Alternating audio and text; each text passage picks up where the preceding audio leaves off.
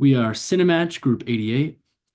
For some motivation, streaming services offer an overwhelming number of movie options nowadays, so our solution to this problem is to build a neural network-based system to analyze and predict preferences to provide movie recommendations.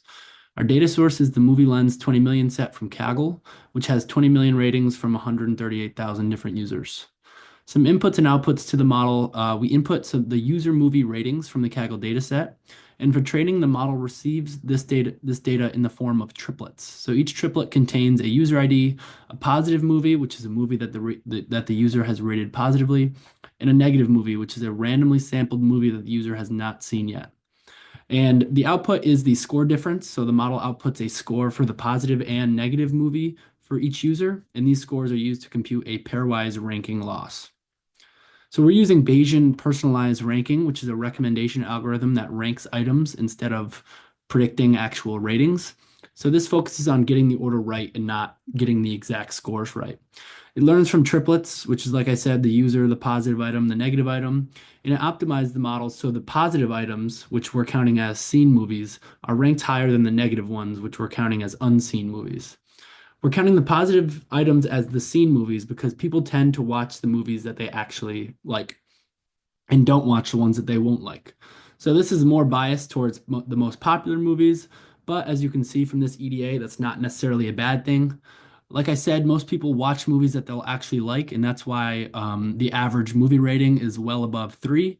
And the movies that are the most popular tend to be the better movies. So the movies that are watched more and have a higher number of ratings, shown in this graph on the right, tend to have a higher average rating. So for our methodology, we're using embedding vectors where we are embedding the number of users and the number in each movie into a dense vector with the embedding dimension of 64. We then concatenate these together and pass them through these feed-forward layers.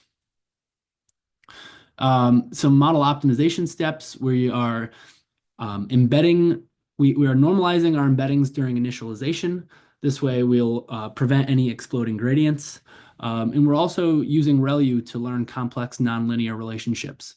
We use dropout and L2 regularization to prevent overfitting and improve overall generalization. And we use negative sampling to ensure that the model learns relative preferences.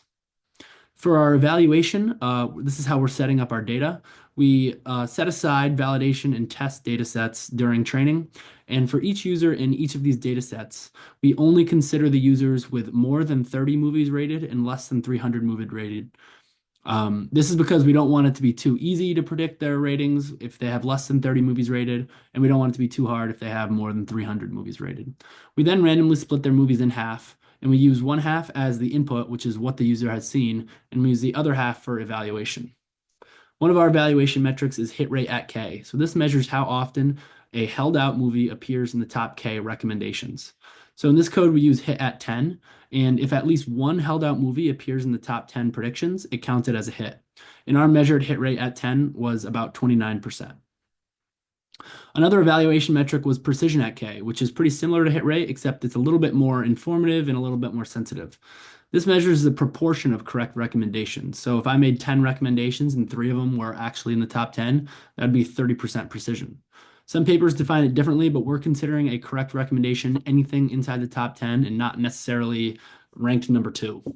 And our precision at 10 was measured to be about 18%. So for the actual inference and recommendation process, the user inputs a list of movie ratings in the format of movie ID and the rating they would give it, comma separated. There's also genre and top K optional command line arguments that the user can use if they want to specify the genre of movie or how many recommendations they want. And the output is a list of K movies that the user is likely to enjoy. For the actual inference and recommendation process, we pull learned embeddings from the recommender model for movies that the user had rated. We then use these embeddings to take a weighted average, and that builds out our user preference vector. And the weights is the actual user ratings. So we take those embeddings, we take the weighted average using the user ratings, and this captures our pseudo user vector. We then score all the movies by computing the dot product between this pseudo user vector and all unwatched movie embeddings. And then the higher the dot product, the better the match. So we return the top K highest dot products or highest ranking movies. How this compares to the baseline. So our baseline model used mean squared error loss. It didn't have any genre or top K arguments, and it had slightly lower precision and hit at tens. Even though this is only about a 3% boost for precision and a 5% boost for hit, this is definitely a big increase, and we can see with the performance of our model that the recommendations make a lot more sense now. One example of this and a use case, a potential use case for a model is if you watched a movie that you really liked and you want to find other movies that are similar to it, you could do something like this, where if I just watch Interstellar, I find its movie ID, which is 109,487. And then this gives me the top 10 recommended movies based on me liking Interstellar.